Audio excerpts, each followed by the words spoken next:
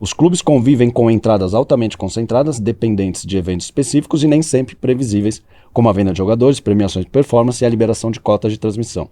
Por outro lado, os gastos essenciais seguem um calendário rígido e inflexível. Folhas salariais, encargos trabalhistas, serviço da dívida, fechados. Então, o que falta para os clubes brasileiros, vocês acham, atingir esse equilíbrio de caixa? Você acabou de falar do aumento de dívida, que a receita aumenta, mas a dívida também chega. Dentro desses modelos que vocês estão inseridos, o Clube Empresa, vocês SAF, Via Curitiba, enfim, como a gente consegue alcançar esse equilíbrio? Cara, disciplina financeira, né? Assim, é foco, é você conseguir trabalhar dentro das limitações que você tem, como qualquer negócio na vida. Né? Se você não vai gastar além da sua capacidade, então você quebra.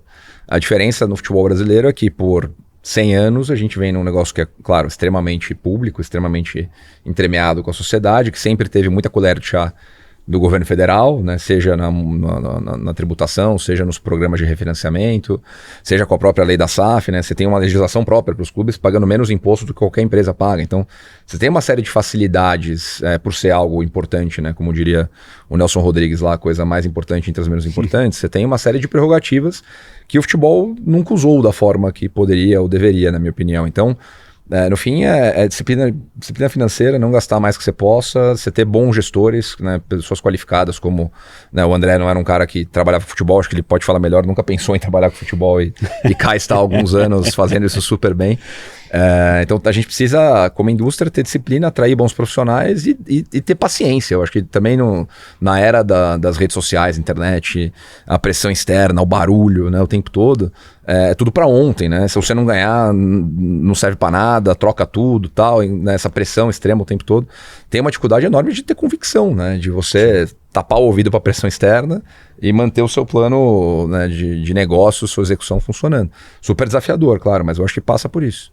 E isso, independente, que eu acho importante, porque o nosso mercado, em termos de, talvez, torcida, ou quem às vezes não trabalha diretamente, mas é torcedor, isso independe do modelo de governança, né? Porque criou-se a ideia de que todo clube empresa é saudável, é sustentável, o que seja, e toda a SAF é um modelo de negócio que vai salvar o futebol. Então, assim, para além do modelo que eu acho que a mentalidade que você aplica é o que é mais importante, né? Você pode ser um clube empresa dentro do modelo associativo.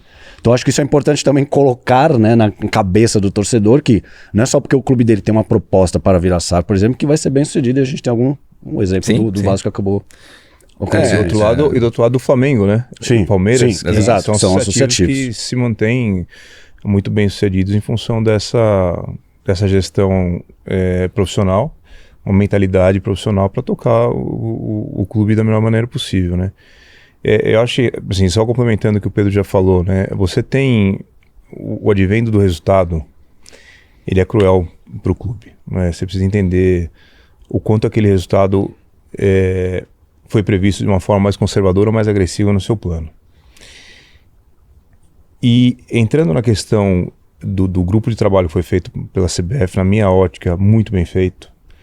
Eu, em momento algum, acreditei que em 90 dias eles iam conseguir entregar o que eles entregaram. Eu parabenizei o Caio, o Pedro Daniel, o Grafietti, porque eles fizeram, porque foi um negócio muito bom, muito sensato, aplicável, né? Ele é conectado com a realidade, né? Como o Pedro falou, tem o período de implementação, que a gente tem que fazer isso.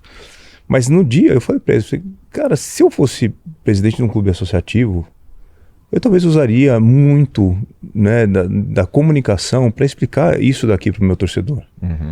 Porque muitas vezes o que mais o torcedor tem medo é que o clube dele seja prejudicado e deixe de participar do que ele gosta de participar. Né? Por isso que ainda hoje o torcedor ele joga coisa no gramado, ele joga bomba, etc. e tal, porque no final das contas ele vai ser prejudicado. Ele prefere que ele seja prejudicado do que o clube. Porque se um dia o clube perder todos os pontos, se o clube ficar 3 rodadas sem jogar, etc., ele nunca mais vai fazer aquilo. O torcedor comum, ele entende dessa maneira. Então, olha, você vai ser rebaixado se você não cumprir com suas metas financeiras. Pô, eu prefiro continuar jogando na Série A do que, né, eventualmente ser rebaixado porque eu não cumpri com minhas metas financeiras. Qualquer um vai entender isso, né? E aí você começa a forçar através de uma lei, que é esse fator externo que o que o Pedro muito bem falou, né? A gente precisa, às vezes, ter algum fator externo que força as curvas, né? Força o aprendizado, acelera uma movimentação. E acho que o sistema que a CBF trouxe para nós, ele vai ser muito bom nesse sentido. Tem muito clube, obviamente, que é mais otimista do que deveria, talvez pelo tamanho da organização, da associação. Sim. E aí você coloca um orçamento que condiz com uma premiação, numa colocação que você acha que vai chegar, mas não chega. Não chega. Né? Por mim, assim, seria proibido um clube colocar no orçamento que vai ser campeão. Nossa, isso é... O que te faz crer que você vai ser campeão? E a diferença é abissal de premiação entre o primeiro e o segundo colocado, entendeu? É interessante porque a gente, só para te ilustrar um pouco, tá, Edu? Eu faço o meu plano financeiro de julho a outubro. Tá? Em outubro eu vou apresentar na Áustria para ser aprovado para o ano subsequente. E lá eu já coloco todas as metas, tudo, né? De top até o bottom line. A primeira coisa que você vai me perguntar é, mas pô, peraí, em outubro você ainda tem 2 meses de Campeonato Brasileiro, como é que você faz para ter uma previsibilidade mínima desse negócio? O ponto é ser conservador. Ser conservador, você tem que trabalhar de uma maneira que, putz, eu vou terminar esse ano dessa maneira e com isso eu vou ter as classificações para competição X ou Y, que vai me dar essa rentabilidade e trabalhar para isso.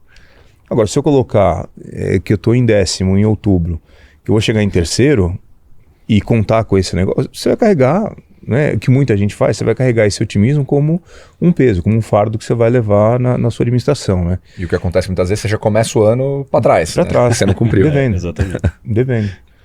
Então é isso, acho que tem, como o Pedro falou, né? Às vezes você precisa de um fator externo para que as placas se ajustem. Né? Hoje está muito complicado. E se você pegar, eu peguei informação da própria Outfield, que o Pedro me passou um tempo atrás, de 21 para cá, e a gente fechou essa informação acho que em começo de 25, né, Pedro? Foram 900 milhões de dólares investidos no país. Né? Me responde, quantos CTs foram construídos nesse período? 0. O seu. Sim, não foi desse isso dinheiro. Que eu falo, eu tô com esse na cabeça, mas será que tem mais? Que já tava, a Red Bull já estava aqui antes. Já estava aqui. Aquele número não compreendia isso. Não compreendia isso. Né? Quantos estádios foram reformados de propriedade privada? Esse dinheiro foi para o campo inteirinho. Sim. E é por isso que nesse período o salário dos atletas de Série A dobrou, na média. Né? Uma oferta de... Né, a questão de demanda e a questão do clube ter que pagar para se manter nesse cenário competitivo que a gente colocou para nós mesmos, entendeu? É bem difícil. Cara, não é pouco dinheiro, 900 milhões de dólares. Investidos no campo. Né? E não é até 25, provavelmente até o final de 24, que a gente conversou no começo de 25 disso daí. Então... E você chegava nem a 100 SAFs, hoje já passam de 100 SAFs. Hoje são 130 SAFs. Fizeram mapeamento, né? São aproximadamente 700 clubes filiados na CBF e 120 SAFs. Então você tem 20% aí de... Se eu não me engano, era 92 ou 94 o número de SAFs até dezembro de 24. Foi quando a gente conversou lá na época. É muito dinheiro, cara. Assim, e sem uma governança para aplicar esse dinheiro, né?